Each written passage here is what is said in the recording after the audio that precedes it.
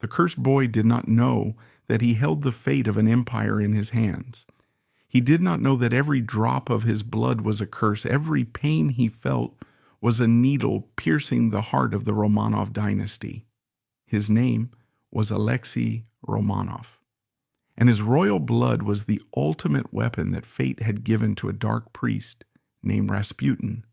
It blinded a desperate empress. It paralyzed a weak czar, and it slowly tore Russia apart from within. This is not the story of a sick child. This is the story of an instrument of destruction, an innocent boy chosen to be the fuse for his own family's apocalypse. To understand how one boy's fate could seal the destiny of an entire dynasty, one must first look at the magnificent yet fragile world into which he was born. The Russian Empire at the dawn of the 20th century was an architectural marvel built on a crumbling foundation, a nation of staggering extremes. In the glittering capital of St. Petersburg, the Romanov court presided over a society of breathtaking opulence, and the Tsar, Nicholas II, stood as a semi-divine authority, his power considered absolute and ordained by God. This belief was the bedrock of the Romanov dynasty for 3 centuries. Yet beyond the gilded gates, a Russia of profound discontent was growing. The late-arriving Industrial Revolution had created an impoverished working class in the cities, while millions of peasants remained shackled by poverty and a hunger for land. Revolutionary secret societies flourished, their whispers of violence and justice growing louder. At the heart of this gilded, trembling world were Tsar Nicholas II and Empress Alexandra Feodorovna. Theirs was a deeply loving marriage. Nicholas was a gentle man, fundamentally unsuited for the burdens of autocracy. Alexandra, a granddaughter of Great Britain's Queen Victoria, was a deeply religious woman who believed absolutely in her husband's divine right to rule. Together they created a private, insular world to shelter themselves and their children from the growing political unrest. This private world, however, was shadowed by a persistent anxiety. They had 4 beloved daughters, but Russian succession laws did not permit a woman to inherit the throne. The lack of an heir was not just a personal disappointment, it was a looming political crisis. The future of the dynasty depended on the birth of a son. The pressure on Alexandra was immense, leading her and the Tsar to embark on spiritual quests, making pilgrimages, and praying for an heir. Finally, on August 12, 1904, their prayers appeared to be answered. A son, named Alexei, was born to the rejoicing of the entire empire. For Nicholas and Alexandra, it was a moment of transcendent joy and relief. They saw in him a secured future for Russia. They had no way of knowing that the divine gift they had so desperately desired carried a devastating genetic flaw, a flaw in his very blood that would not only condemn him to a life of suffering, but would also unleash the forces that would destroy them all. The joy that filled the palaces and cathedrals of Russia was tragically short-lived. The celebration gave way to whispers, the whispers to a dreadful certainty, and the private world of the imperial family was soon plunged into a secret terror from which it would never emerge. The private nightmare that would come to define the last years of the Romanov dynasty began subtly, almost imperceptibly. A few weeks after his birth, as the nation was still celebrating, the infant Alexei experienced a bout of bleeding from his navel that stubbornly refused to stop. The court physicians, a team of the most eminent doctors in Russia, were summoned to the Alexander Palace at Tsarskoye Selo. They worked anxiously, their faces grim, until the hemorrhaging was finally brought under control. A period of watchful waiting followed, filled with a low, humming dread for the new parents. The dread soon turned to sheer terror. As Alexei began to crawl and explore his world, every small bump, Every minor tumble that a normal child would shake off in a moment became a medical crisis. A small bruise would not fade. Instead, it would swell into a large, dark, and painful hematoma. The official diagnosis, when it finally came, was a death sentence whispered in the corridors of the palace: hemophilia. It was the dreaded royal disease, the genetic specter that haunted the descendants of Queen Victoria. The Empress Alexandra was a carrier. The gene had passed from Queen Victoria to her second daughter, Princess Alice, who in turn had passed it to her daughter Alex, the future Empress of Russia. As a carrier, Alexandra was unaffected, but she could pass the active disease to her sons.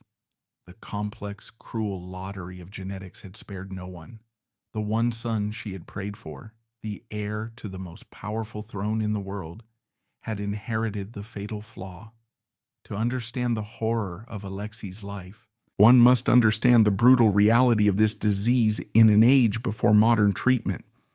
Hemophilia is a genetic disorder that impairs the body's ability to make blood clots, a process needed to stop bleeding. For Alexei, this meant that his blood lacked a key clotting factor, a condition now believed by geneticists to be hemophilia B, a deficiency in factor IX. A simple cut could be dangerous, but the true terror lay within. The most common and agonizing form of bleeding was into the joints and muscles. A slight twist of an ankle or a knock to the knee could cause blood to pour into the joint capsule. The joint would swell to a grotesque size, becoming incredibly hot and taut, the pressure creating a deep, grinding pain that morphine could barely touch. The fevers would spike, and the boy would lie in his bed, delirious, his screams echoing through the private apartments of the palace. These episodes could last for days, even weeks, leaving him pale, emaciated, and temporarily crippled. With each bleed, the joint would suffer permanent damage, leading to arthritis and the gradual painful seizing of the limb. This horrifying reality forced Nicholas and Alexandra to make a fateful decision. Alexei's condition was to be a state secret of the highest order. They believed, perhaps rightly, that if the Russian people knew their future Tsar was an invalid whose life hung by a thread, it would create a catastrophic crisis of succession and fatally weaken the throne. So to the world, the Tsarevich was to be presented as a vibrant, healthy boy. In private, a complex and suffocating system of protection was built around him, turning his childhood into an existence in a beautiful, luxurious, but inescapable prison. The Alexander Palace, with its sprawling park and serene lake, became his luxurious prison. He was denied the simple physical freedoms of a normal childhood. Bicycles, roller skates, even running too fast were all deemed too dangerous. To enforce this, 2 sailors from the Imperial Guard crew, the giant Andrei Derivinko and the fiercely devoted Clementi Nagorny, were appointed as his permanent attendants, or diadka. They became his shadows, his playmates, his guardians, and his primary mode of transportation. Rather than risk a fall, they would often simply carry the Tsarevich from room to room or through the palace grounds. While their devotion was absolute, their constant presence further isolated Alexei from a normal life. His world was small and tightly controlled, populated only by his immediate family, his tutors, and these sailor nannies. His 4 sisters, OTMA, were his closest companions. They adored their little one, their baby, and invented gentle games they could play with him, showering him with an affection that was both loving and fiercely protective. This intensely sheltered upbringing had a profound effect on his character. The French tutor, Pierre Gilliard, who was initially hired to teach the Grand Duchesses and later became Alexei's primary instructor, provides the most intimate portrait of the boy behind the title. Gilliard arrived at court in 1905 and was struck by the strange, almost claustrophobic atmosphere surrounding the heir. He saw a boy who was handsome, intelligent, and possessed of a quick, inquisitive mind. He was naturally cheerful and full of life, but this cheerfulness was punctuated by periods of intense suffering that gave him a maturity and empathy far beyond his years. Gilliard noted that Alexei could not bear to read stories of sadness or suffering, a direct reflection of the pain that was so central to his own existence. The daily struggle between Alexei's natural boyish impulses and his physical limitations was a constant source of tension. Gilliard recounts a story that perfectly captures this tragedy. The palace had bought Alexei a beautiful new rowboat. One day, full of excitement, he was running towards it when he tripped and fell, striking his knee on the corner of a bench. He got up, trying to pretend he wasn't hurt, his face a mask of forced cheerfulness. But Gilliard saw the look of terror in his eyes. A few hours later, the inevitable swelling began, and the boy was plunged into another week-long ordeal of agony. It was a brutal lesson, repeated time and again. For him, a single moment of carefree joy could lead directly to days of torture. His mother, Alexandra, lived in a state of perpetual nerve-shredding anxiety.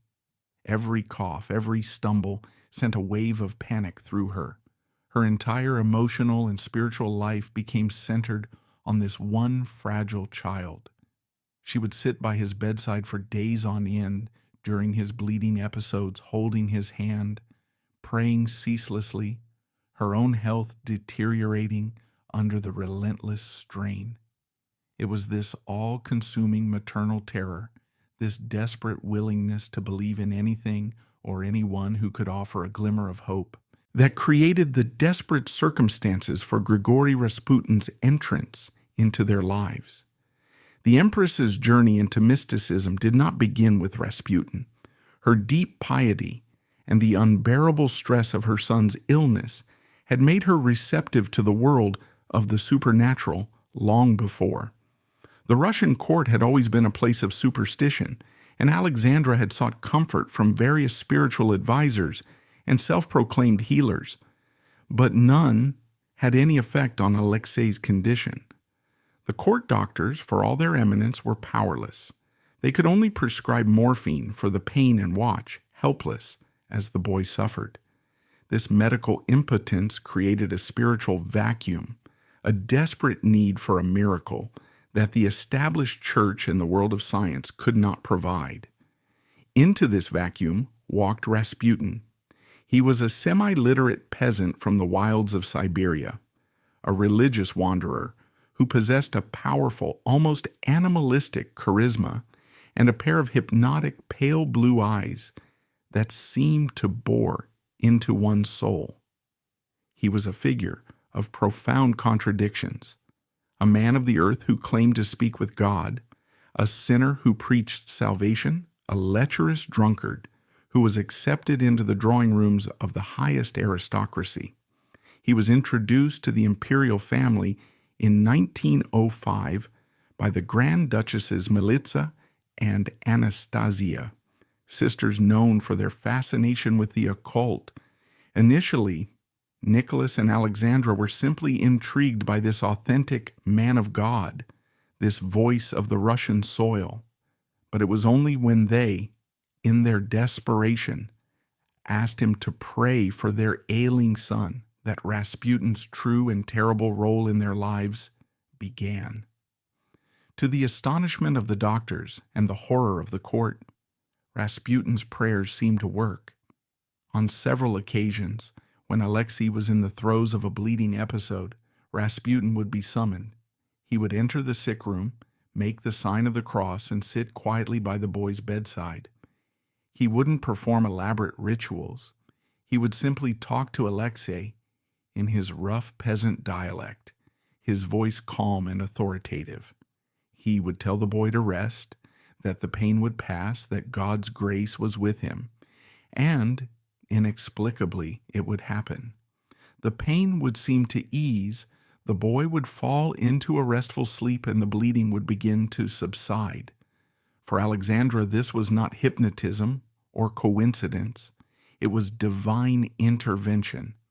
From that moment on, Alexandra's devotion to Rasputin was absolute, blind to warnings and deaf to scandal. This bond, forged in the crucible of a mother's terror, would prove to be unshakable, blind to all warnings and deaf to all scandal. The event that forever cemented Rasputin's power and transformed him from a court curiosity into the most influential man in Russia occurred in the autumn of 1912. It was an incident that brought the Tsarevich closer to death than ever before and demonstrated Rasputin's seemingly miraculous abilities in the most dramatic way possible. The imperial family was on their annual vacation at the Spala hunting lodge in Poland, a rustic retreat far from the formalities of the capital. For Alexei, who was then 8 years old, these trips were a rare taste of freedom. One afternoon, feeling relatively well, he was playing in a rowboat and, in a moment of boyish exuberance, made an awkward jump, badly bruising his upper thigh. It seemed a minor injury at first, but within hours the situation had spiraled into a full-blown catastrophe. A massive internal hematoma formed, causing a swelling that was both grotesque and agonizing. The internal bleeding could not be stopped. Alexei's temperature soared, his pulse weakened, and he screamed in pain that no amount of morphine could quell. Pierre Gilliard, who was present, described the boy's cries as one long moan of pain, and the Empress's face as a mask of tortured misery. The best doctors were rushed from St. Petersburg, but they could do nothing. They stood by helplessly as the boy's condition deteriorated. After more than a week of this unrelenting torture, the doctors finally gave up hope. They informed the Tsar and Tsarina that their son was dying. The hemorrhage had caused a massive abdominal hematoma, leading to peritonitis, and his small body was shutting down. The official court bulletin, published in newspapers across Russia, announced that the heir's condition was very serious. A coded message preparing the public for his death. The last rites were administered. In her darkest hour, Alexandra played her final desperate card. She sent an urgent telegram to Rasputin, who was back in his home village in Siberia. The message was a simple, heartbreaking plea for his prayers. A short while later, a reply arrived. It was brief and filled with a strange, almost arrogant certainty. It read, "God has seen your tears and heard your prayers. Do not grieve. The little one will not die. Do not allow the doctors to bother him too much." For Alexandra, the telegram was a lifeline in an ocean of despair. She clung to its promise, ordering the exhausted doctors away from her son's bedside. And then the inexplicable happened. That very night the crisis passed. The bleeding stopped. The next morning the boy's temperature had dropped and the pain had begun to recede. The recovery was slow and arduous, leaving him temporarily crippled in one leg, but he had survived. The doctors called it a fortuitous, spontaneous remission. Alexandra called it a miracle. Modern historians and medical experts now believe Rasputin's miracles may have had a simple, unwitting scientific basis. By commanding the doctors to leave the boy alone, he may have stopped the administration of then popular German pain relievers like aspirin, which are blood thinners, and would have been disastrous for a hemophiliac. The family's return from Spala was not merely a journey from one palace to another. It marked a point of no return for the Empress's political judgment. For Alexandra, the experience had been a divine revelation, a confirmation that her faith and her chosen instrument of that faith were the only things that could protect her family and the throne. The boy was alive, and the price of that life was absolute, unquestioning loyalty to the Siberian peasant. This private bargain, struck in a mother's desperate heart, would now be exacted upon the entire Russian Empire. The Spala incident fundamentally altered the family's relationship with Rasputin. In the mind of the Empress, Rasputin had single-handedly pulled her son from the clutches of death when the entire medical establishment had failed. Her devotion to him now transcended faith. It was a matter of life and death. He was no longer just a spiritual guide. He was the sacred talisman that guaranteed her son's survival. Anyone who dared to speak against him, anyone who presented evidence of his debauched private life, was not just an enemy of a peasant mystic. They were a direct threat to her child's life. This unshakable, fanatical devotion would have catastrophic consequences. It isolated the Empress from the rest of her family, from the government, and from Russian society. It created a deep and poisonous rift at the heart of the court, a vulnerability that would be ruthlessly exploited when the Tsar left for the front in the Great War, leaving the fate of the empire in the hands of his deeply compromised, Rasputin-obsessed wife. The private tragedy of a sick boy in a Polish hunting lodge had now become a political poison, seeping into the very heart of the Russian state. The journey back from Spala was a long, slow procession of rattling steel and aching bones. His left leg, the traitor, was a constant throbbing reminder of the monster that lived inside his blood. It was stiff, and a new pronounced limp had become his unwanted companion. But he was alive. And for his mother, the Empress Alexandra, he knew that was the only thing in the world that mattered. As the imperial train rolled through the vast, snow-dusted plains of Russia, he could feel a new reality settling within the court, a shift in the very air of the palace that was as real and as unyielding as the winter frost on the windows. The power had changed irrevocably. The world saw a miracle. But in the photographs taken after the Spala crisis, we see something else. A pale boy with a new, pronounced limp and eyes that seemed to hold a sorrow far beyond his years. What was it like to be him? What did the world look like? Seen through those solemn blue eyes, he was the key. He didn't understand what that meant, not really, but he could feel it in the way people looked at him, in the hushed silences that fell whenever he was carried into a room. His illness, the secret pain that lived in his joints, was a key that had unlocked a door deep inside the Alexander Palace, and through that door, a new world had entered. It was a world he could not comprehend, a world of adult sorrows and whispered anxieties. Alexei did not like the men in dark suits who came to the palace. They smelled of stale cigars and a sharp, unfamiliar cologne that pricked at his nose. They never smiled, not a real smile anyway. Their faces were like stone masks, their eyes hard and cold.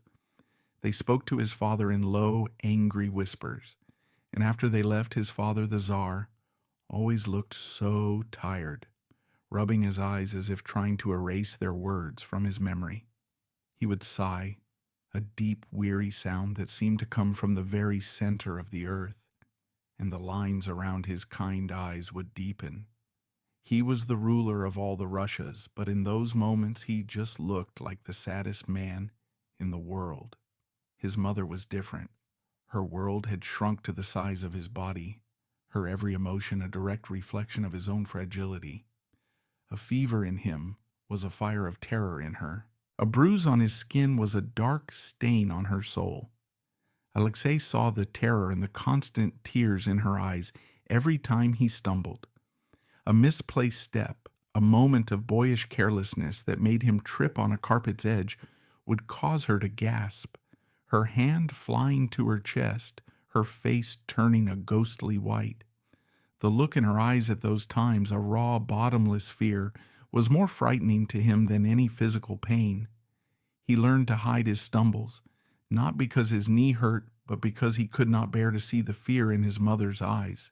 He learned to move with a slow, deliberate caution, to think before he reached, to measure every step. He became an old man in a boy's body, his youth a constant negotiation with the monster inside, and the loving, suffocating terror of his mother. And so his world became a very quiet place, a place of hushed tones and careful movements. There was no running in the long, gleaming corridors, no rough and tumble games with his sisters, OTMA, in the gardens. His companions were his books, his toy soldiers, and his beloved spaniel, Joy, whose warm, uncomplicated affection was a balm to his often lonely existence. Only one person made Mama smile. Our friend, who smelled of the earth and black bread. His name was Grigory Rasputin, but to the family, he was simply our friend. His arrival at the palace was like a change in the weather. The tense, sterile air, thick with the scent of medicine and unspoken fear, would suddenly be filled with his booming laughter and the rough, warm scent of his peasant tunic. The men in dark suits despised him. They would turn their heads and sneer when he walked past. But his mother's entire being would relax in his presence. A genuine, radiant smile would light up her face, a sight so rare and so beautiful it felt like the sun breaking through the clouds.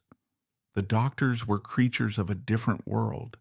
The doctors would poke and prod, their hands cold and their faces grim. They spoke a language of hushed, complicated words. He didn't understand, a language that never seemed to help. They brought with them only pain and more fear. But our friend would just sit by his bed, his voice a low rumble like distant thunder, and the pain would seem to melt away.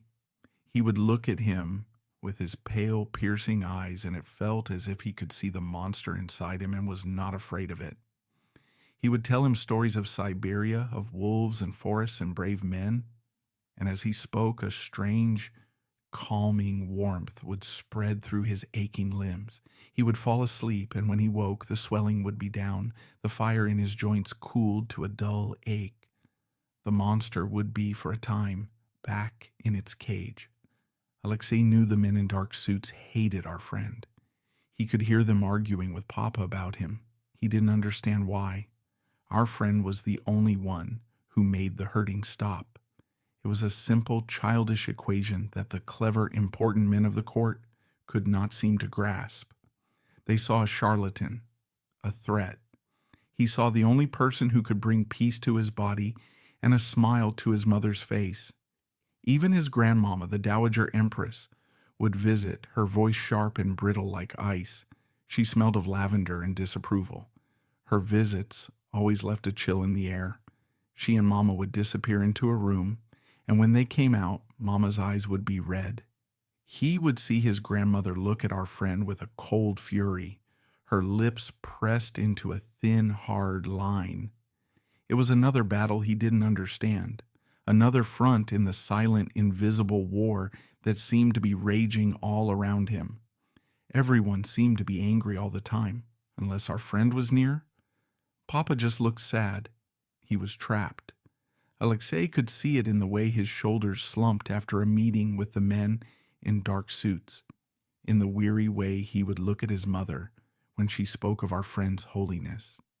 He was the Tsar, but he was a prisoner in his own palace, caught between the demands of his empire and the desperate, unwavering love he had for his wife and his fragile son.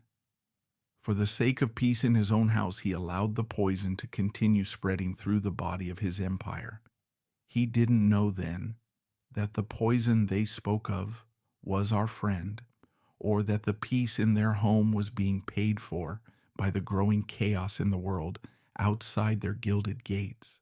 He only knew that when the pain came, Rasputin was the one they called for. The monk was the key to his survival, and Alexei was the key that kept him in their lives. A boy and a mad monk, locked in a fateful embrace, unknowingly holding the future of an empire in their hands. Yet even as this political rot was eating away at the foundations of the state, the facade of imperial power remained for a brief time as magnificent as ever. History, it seemed, allowed for one final glorious pageant before the end. In the midst of this gathering political storm, Alexei's health, paradoxically, entered a period where the acute, life-threatening bleeding episodes abated, though he continued to suffer from his condition. The recovery from the Spala crisis had been agonizingly slow, and the damage to his left leg was permanent. Yet for a time, his bleeding episodes lessened, allowing a fleeting glimpse of a normal childhood. The year 1913 marked the tercentenary of the Romanov dynasty, 300 years of unbroken rule that had begun in 1613 when the first Romanov Tsar, Michael I, was elected to the throne. The celebrations were the most spectacular the empire had ever seen, a final poignant display of imperial power before its final collapse. The centerpiece was a grand pilgrimage by the imperial family through the ancient cities of the Russian heartland, tracing the route Michael Romanov had taken to his coronation in Moscow. For the first time, the Russian people were given a prolonged close-up view of their 9-year-old heir, propped on cushions in carriages or carried in the strong arms of his sailor nannies. He was presented to the vast, adoring crowds. His golden hair, his solemn blue eyes, and his visible frailty, which the public interpreted as a sign of a delicate, almost ethereal nature, only deepened their affection. He was the living icon of the dynasty, the beautiful, precious boy who embodied Russia's holy future. For Nicholas and Alexandra, the outpouring of near-medieval peasant devotion, the vast crowds kneeling in the mud as their carriage passed, was a powerful and dangerously misleading reassurance. It confirmed their deepest belief that despite the corrupt, westernized whispers of the Petrograd elite, the true, simple Russian people, the Narod, still loved them with a fierce and unshakable devotion. It was a beautiful, tragic illusion. During this period, Alexei's education continued under the increasingly influential guidance of Pierre Gilliard. The Swiss tutor was a man of great intelligence and sensitivity, and he saw with painful clarity the dangers of the boy's upbringing. He found Alexei to be a child of exceptional intelligence and a deeply compassionate nature, but one whose character was at risk of being warped by the twin forces of constant adulation and suffocating overprotection. Gilliard waged a gentle but persistent war against the Empress's hypervigilance, arguing that the Tsarevich must be allowed to experience some measure of independence and face small, controlled challenges if he was ever to develop the self-reliance needed to rule. It was a constant battle. Alexandra saw mortal danger in a scraped knee, a potential death sentence in a game of tag. Gilliard recalled a poignant moment when Alexei, after being prevented from joining a boisterous game, turned to his tutor with a sigh of profound weariness and said, "I am so tired of being careful." Yet, the boy's spirit remained remarkably resilient. He possessed a mischievous sense of humor, often playing pranks on the solemn members of the household. His deep well of compassion was most evident in his love for animals. He was devoted to his pets, especially his spaniel, a lively little creature named Joy, who became his shadow and constant companion, a warm and unquestioning presence in his often lonely world. He remained fascinated by the army, spending hours poring over military histories and drilling with his vast collection of exquisitely detailed toy soldiers. He was acutely aware of his destiny, and the weight of it seemed to settle on him at odd moments, giving his young face a look of profound, almost tragic seriousness. This fragile peace, this last golden autumn of Imperial Russia, was shattered in the summer of 1914. The assassination of the Archduke Franz Ferdinand of Austria-Hungary in the Bosnian city of Sarajevo lit the fuse that would ignite the Great War. For Russia, bound by treaty to the small Slavic nation of Serbia, the path seemed one of honor and duty. On August 1st, Germany declared war on Russia, and the world was plunged into a cataclysm that would sweep away the old order forever. The initial response within Russia was an astonishing tidal wave of patriotic fervor. The strikes that had paralyzed the nation, the revolutionary rhetoric, the deep political divisions, all seemed to evaporate overnight in a great, unifying wave of support for the Tsar and the motherland. When Nicholas and his family appeared on the balcony of the Winter Palace, they were greeted by a vast kneeling crowd that stretched as far as the eye could see, tens of thousands of people singing "God Save the Tsar" with tears streaming down their faces. It was a powerful, moving display of national unity, the last of its kind. Nicholas, feeling the sacred bond with his people, was revitalized. The name of the capital was officially changed from the German-sounding St. Petersburg to the more Slavic Petrograd. The Empress and her two eldest daughters, Olga and Tatiana, trained as Red Cross nurses. They were not honorary figures. They worked tirelessly in a military hospital set up at Tsarskoye Selo, assisting in gruesome surgeries, dressing horrific wounds, and writing letters home for dying soldiers. This initial unity, however, was a fragile thing, built on the shallow foundations of early victories and patriotic fervor. As the war dragged on into 1915, as the casualty list grew to an unbearable length, and the Russian army suffered a series of humiliating defeats, in what became known as the Great Retreat, the mood began to sour. For Tsar Nicholas, a man who felt every loss as a personal failure and a stain on his honor, the situation demanded a dramatic symbolic gesture.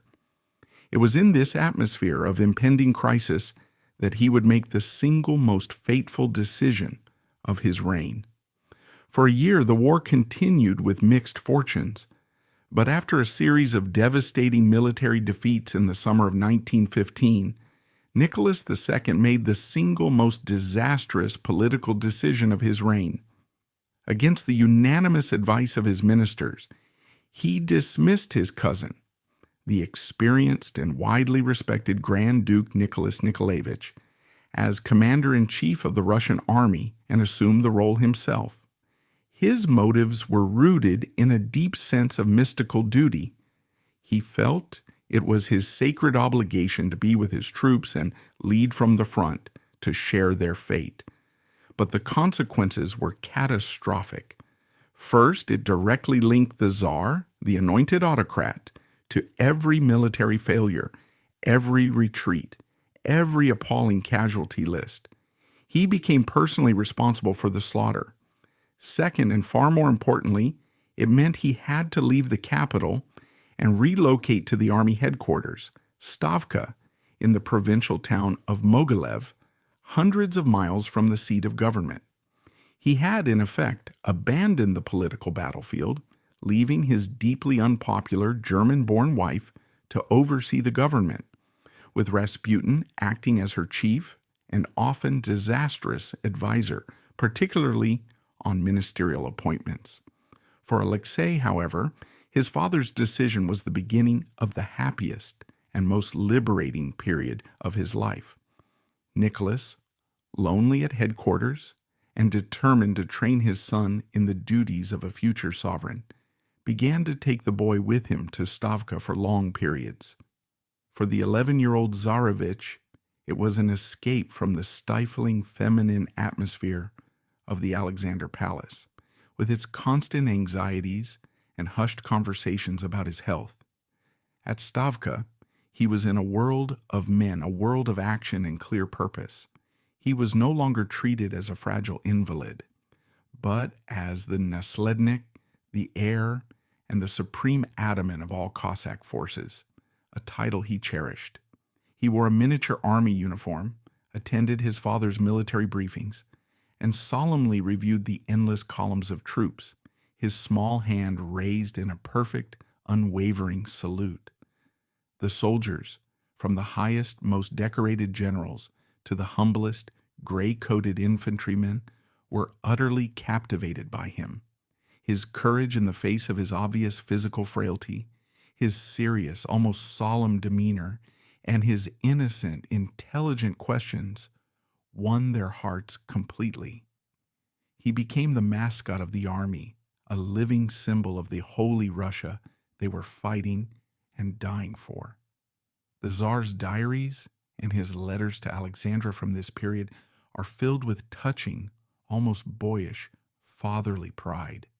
He writes of how Alexei would sit for hours poring over complex military maps, or how he insisted on eating the same hearty black bread and cabbage soup as the common soldiers from the communal mess tent. He has become a great favorite everywhere, Nicholas wrote. It is a joy to see him. He has grown up and become stronger and more resilient. This newfound confidence and sense of purpose had a remarkable, almost miraculous effect on Alexei's health. In the bracing, masculine environment of the army headquarters, free from the Empress's obsessive, nerve-wracking worrying, his bleeding episodes became far less frequent. He was growing, thriving, tasting for the first time in his life a sense of purpose and relative normalcy. This period provides a heartbreaking vision of the capable, compassionate, and deeply patriotic Tsar he might one day have become. But while the father and son were playing soldiers at the front, the empire's governance was decaying. The government in Petrograd had descended into a state of near total chaos. The empress, isolated, paranoid, and convinced of a vast conspiracy to undermine the throne, effectively ran the country through her daily, rambling, and often incoherent letters to the Tsar. These letters, preserved in the archives, are a remarkable historical record of delusion and disastrous governance. They are filled with a strange mixture of domestic chatter about the children's health, passionate declarations of love, and direct, unequivocal political instructions, almost all of which, she openly and proudly stated, came from the mouth of Rasputin. "Listen to our friend," she would implore, letter after letter. "God sends him to us as your guide. His words are the words of God." On Rasputin's recommendation, competent, respected ministers were dismissed with bewildering frequency and replaced by a succession of corrupt or wildly incompetent non-entities. The government became a revolving door of mediocrity, a phenomenon the horrified politicians in the Duma dubbed the ministerial leapfrog. Supply lines to the army, already strained, broke down completely. Food disappeared from the cities, leading to long, desperate bread lines in the freezing cold. Inflation soared, wiping out the savings of the middle class. The initial patriotic fervor of 1914 curdled into a deep, bitter, and dangerous resentment. And that resentment was focused with laser-like intensity on two people, the German Empress and her peasant puppet master.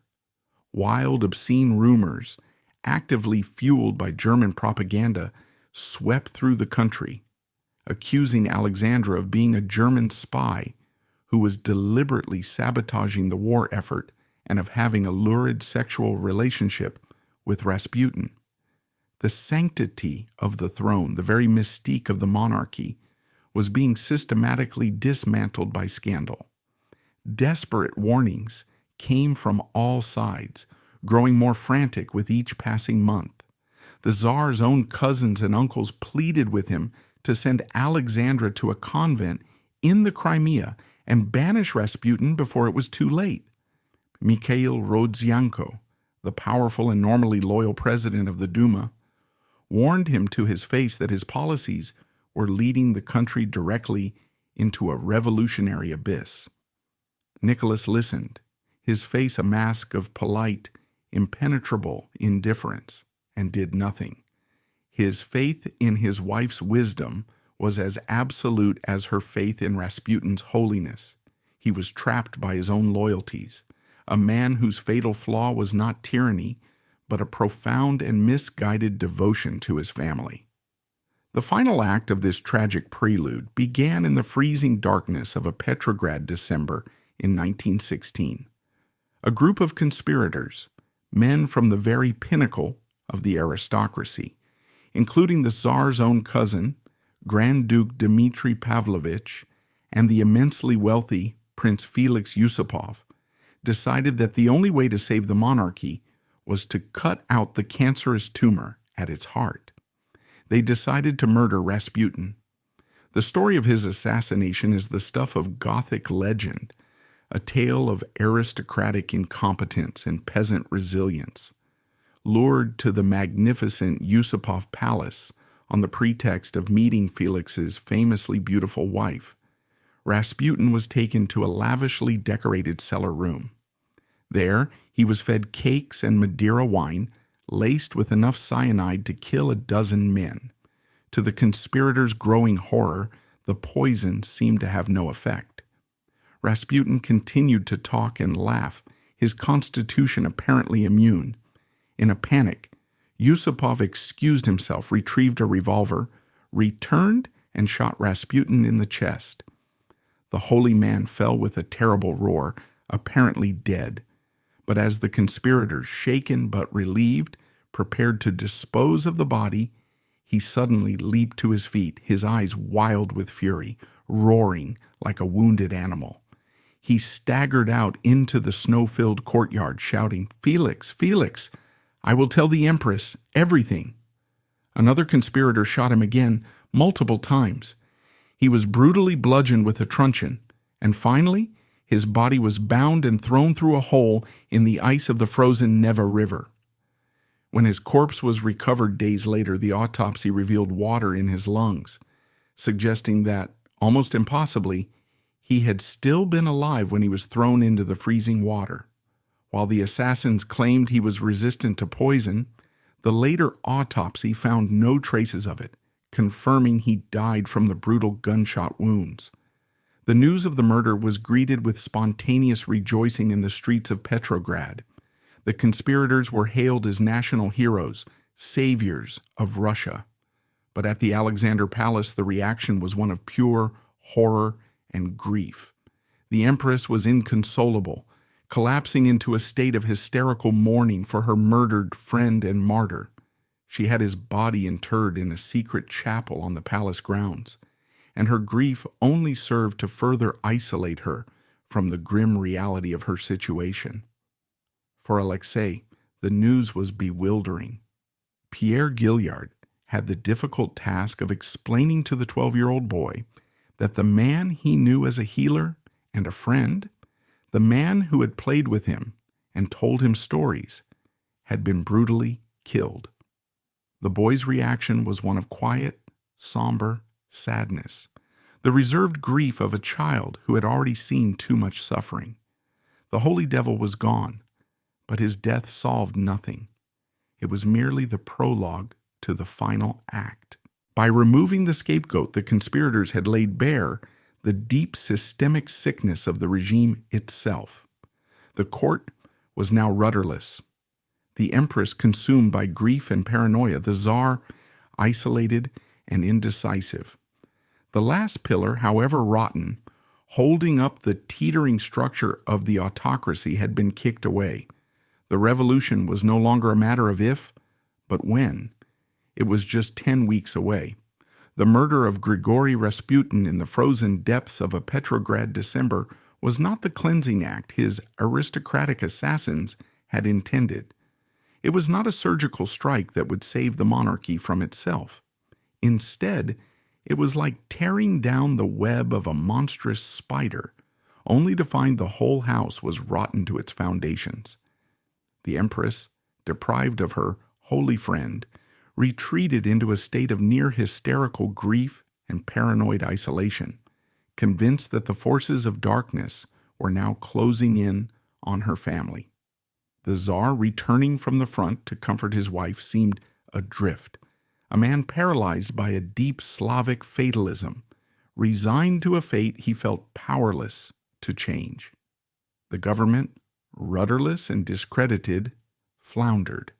For the children, the atmosphere in the Alexander Palace became thick with a strange, oppressive gloom. Their friend was gone, their mother was inconsolable, and a palpable sense of dread seemed to seep through the palace walls like the winter frost. The death of the holy devil had not brought salvation. It had merely hastened the monarchy's final collapse. The revolution, which had been simmering for a generation, was now about to boil over. The final storm broke in late February 1917 by the old Russian calendar. It began not with a grand political conspiracy, but with the desperate cries of working women. On International Women's Day, thousands of female textile workers, freezing and starving, walked out of their factories and marched through the streets of Petrograd, chanting for a single simple demand: bread. They were soon joined by workers from the massive Putilov steelworks and other factories, the crowd swelling into the tens of thousands. From his remote headquarters at Stavka, the Tsar, tragically misreading the situation as a minor disturbance, sent a fatal telegram to the commander of the Petrograd garrison. I command you to put an end to these disorders in the capital tomorrow. At first, some troops obeyed, firing on the crowds. But then, the unthinkable happened. The soldiers, mostly raw conscripts and older reservists drawn from the same peasant and working classes as the protesters, wavered.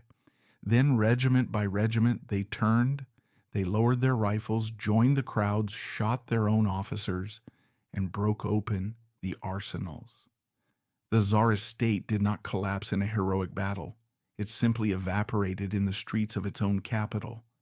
As the public drama of imperial collapse reached its crescendo in the streets, a quiet and desperate private drama was unfolding within the walls of the Alexander Palace, isolating the imperial family and rendering them helpless at the most critical moment in their lives.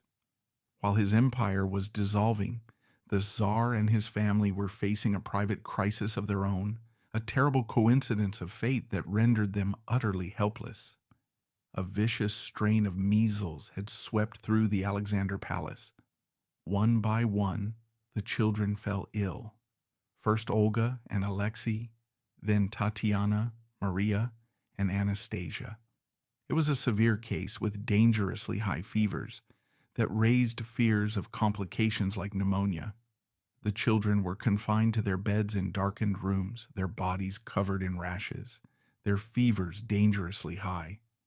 The Empress Alexandra, already emotionally shattered by the murder of Rasputin, now found herself as a frantic full-time nurse, torn between her duties to her critically ill children and the terrifying garbled reports of the chaos engulfing the capital.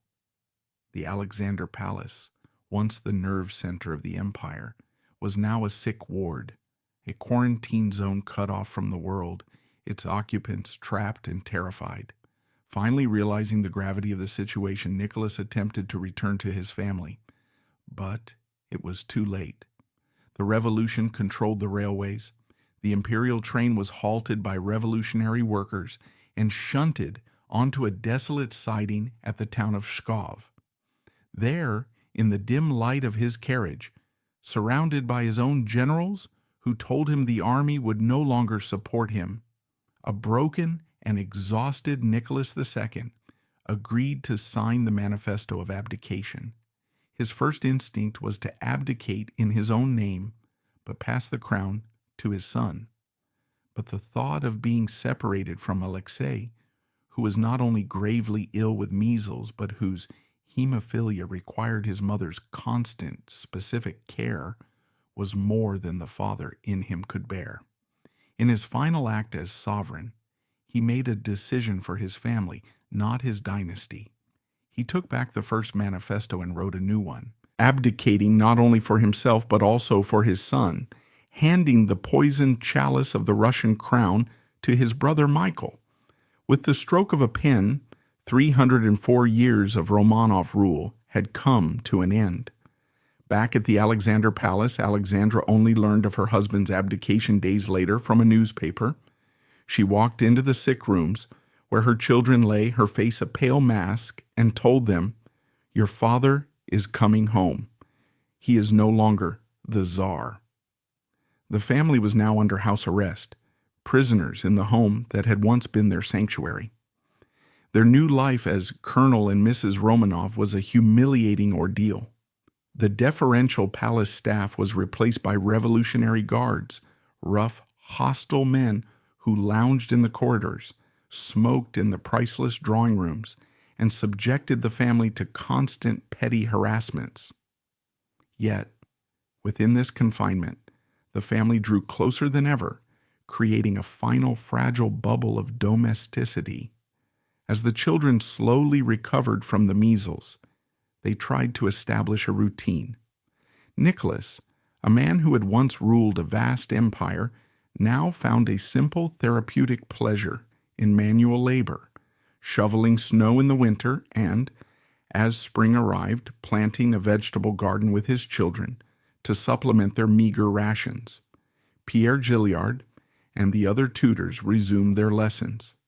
In the evenings, they would read aloud or play games. For Alexei, the change was profound. His world, already small, had shrunk to the confines of the palace park, and even there he was not safe. The guards would taunt him, making cruel jokes about his future. One day a sentry carved a lewd figure on a swing Alexei liked to use. The boy, deeply offended, took a small knife and tried to scratch it out. Such acts of defiance, however small, were noted. A more sinister incident involved his toys. Like any boy his age, Alexei had a collection of toy guns. The commandant of the guard, citing security concerns, ordered them confiscated. The image of revolutionary soldiers marching into a sick child's bedroom to seize his toys was a pathetic and powerful symbol of the family's utter powerlessness. His health remained a constant source of anxiety. During his recovery from measles, he was still weak and unsteady. While playing on a swing, he took a fall, triggering another painful internal hemorrhage that sent him back to his bed for days. The familiar agony returned, but now there was no Rasputin to call, and the family was at the mercy of their captors for any medical assistance. This fragile domesticity, however, could not last. The political winds in Russia were shifting with terrifying speed. The provisional government, itself a fragile institution, saw the captive family as both a threat and a liability, a living symbol around which counter-revolution could rally.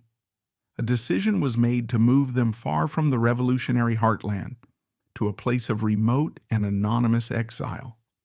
As the summer of 1917 wore on, the political situation in Russia grew more extreme.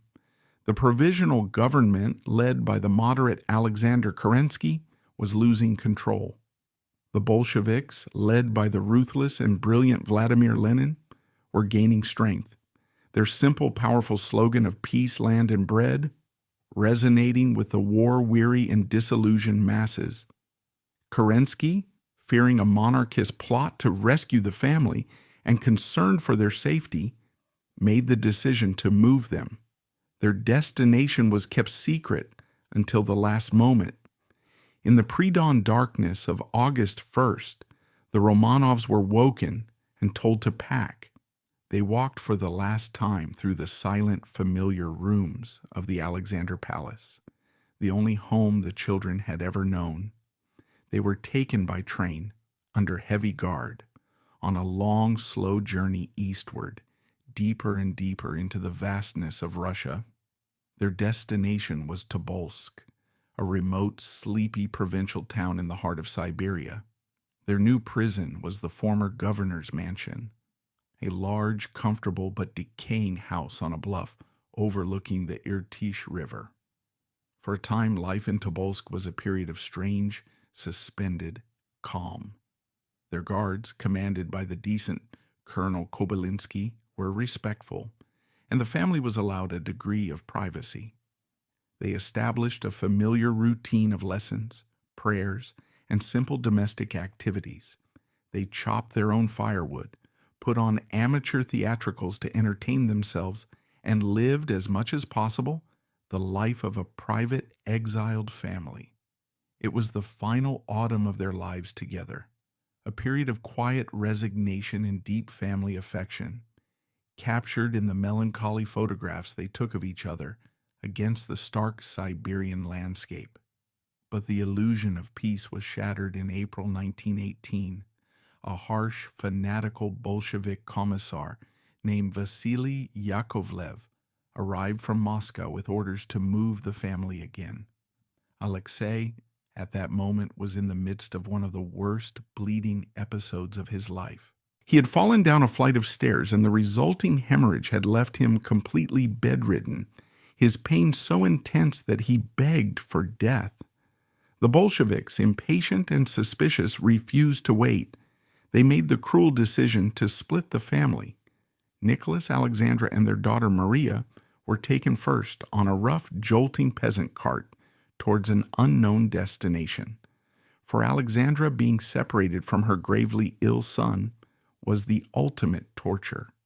Her diary entries from the journey are almost incoherent with grief and terror. Alexei, along with his 3 remaining sisters, and Pierre Gilliard, was left behind in Tobolsk, in a state of terrified uncertainty. It was weeks before Alexei was deemed strong enough to travel, though he still could not walk. In May, they were loaded onto a riverboat, the Rus, to begin the final leg of their journey. It was during this trip that the family's last loyal protectors were stripped away. The sailor Clemente Nagorny and another attendant were dragged off the boat and later shot, their crime being their continued insubordinate devotion to the children. Finally, after a grueling journey, the children arrived at their destination, the industrial Bolshevik-controlled city of Yekaterinburg in the Ural Mountains.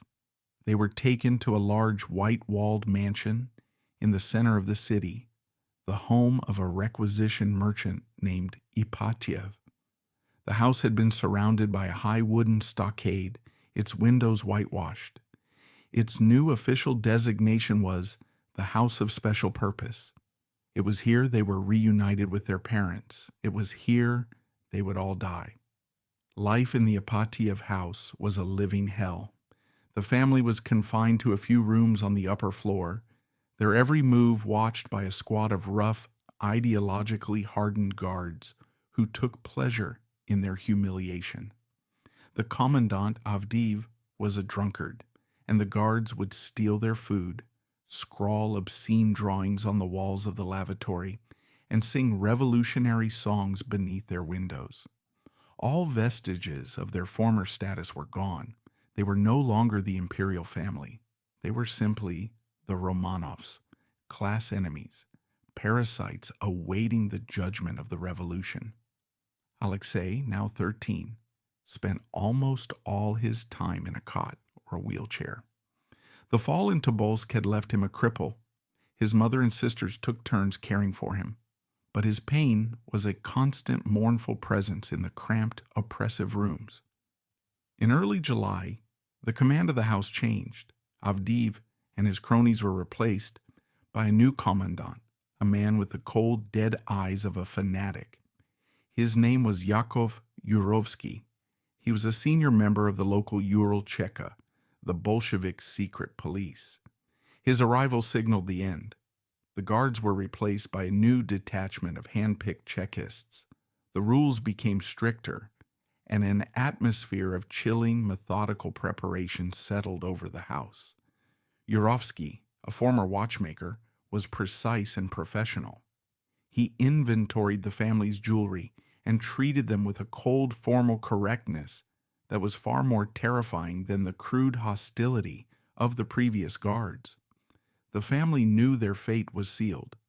The order to execute the Romanovs was driven by military panic. The White Army, supported by a legion of Czech soldiers, were rapidly advancing on Yekaterinburg. The local Ural Soviet, likely with the tacit approval of Lenin in Moscow, could not allow the family to be rescued.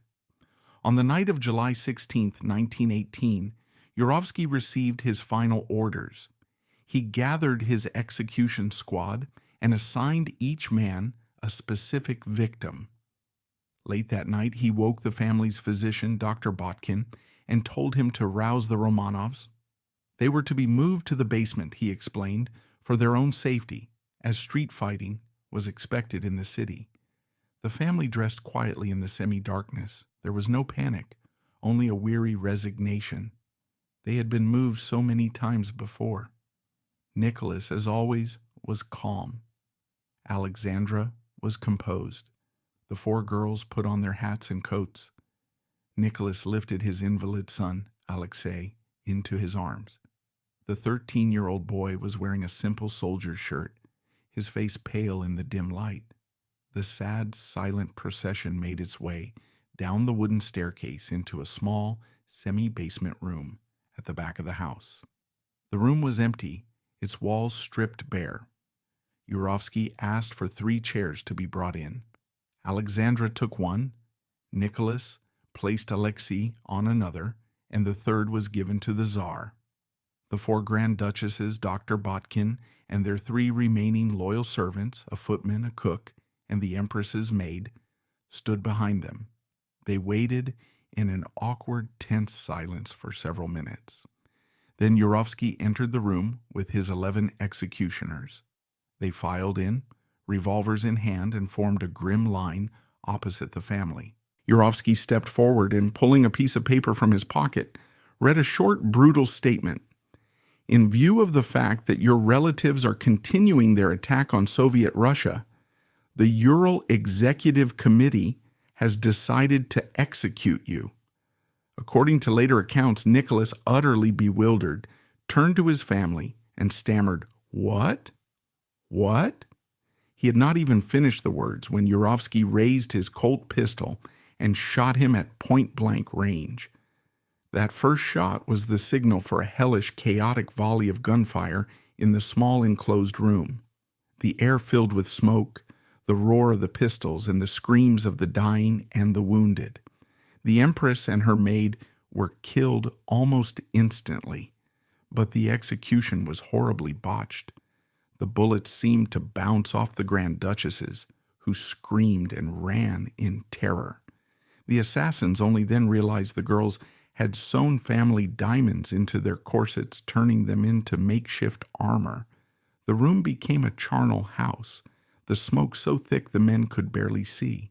In a frenzy, they began to use their bayonets and the butts of their rifles. Amidst the initial chaos, Alexei, who had either fallen or been dropped from his chair, lay on the floor, moaning. He had been shot, but he was still alive. As the smoke began to clear, Yurovsky, seeing the Tsarevich stirring, strode over to him. The boy, terrified and in agony, was trying to shield his head with his arm. Yurovsky stood over him, took careful aim, and fired 2 or 3 shots directly into the boy's head. The last heir of the Romanovs was dead. The aftermath was as brutal and grotesque as the murder itself. The bodies were loaded onto a truck and driven to a deserted mine shaft in the Koptyaki forest outside the city. There, the killers stripped them, burned their clothes, and, in a desperate attempt to render them unidentifiable, doused the corpses with sulfuric acid before throwing them down the shaft. The following night, fearing the location was not secure, Yurovsky and his men returned, retrieved the bodies, and took them to a marshy tract known as the Pig's Meadow. They hastily buried the majority of the bodies in a shallow, unmarked pit, and in an attempt to confuse any future investigation, they burned the bodies of 2 of the children, Alexei and his sister Maria, separately, burying their charred remains a short distance away. For over 70 years, the crime was hidden by a wall of Soviet denial. But in 1991, with the collapse of the Soviet Union, the main grave was opened, and the remains of the Tsar, the Tsarina, and 3 of their daughters were found. In 2007, the missing remains of Alexei and Maria were finally discovered in the second, smaller grave. DNA testing confirmed what history had always known. The entire family had been annihilated in that blood-soaked cellar. Today they are venerated as saints, as holy passion bearers by the Russian Orthodox Church. A great golden dome cathedral, the Church on the Bled, now stands on the site of the demolished Ipatiev house. But beneath the layers of history, politics, and sainthood, the story ends where it began, with a boy who lived a life of almost constant pain with quiet courage, a boy who was the repository of a nation's hopes, and a boy who was murdered at the age of 13. He was the final innocent victim of a world in collapse. His tragic life demonstrates a profound and terrible truth. The fate of an empire can, at times, hang on the fragile body of a single beloved child.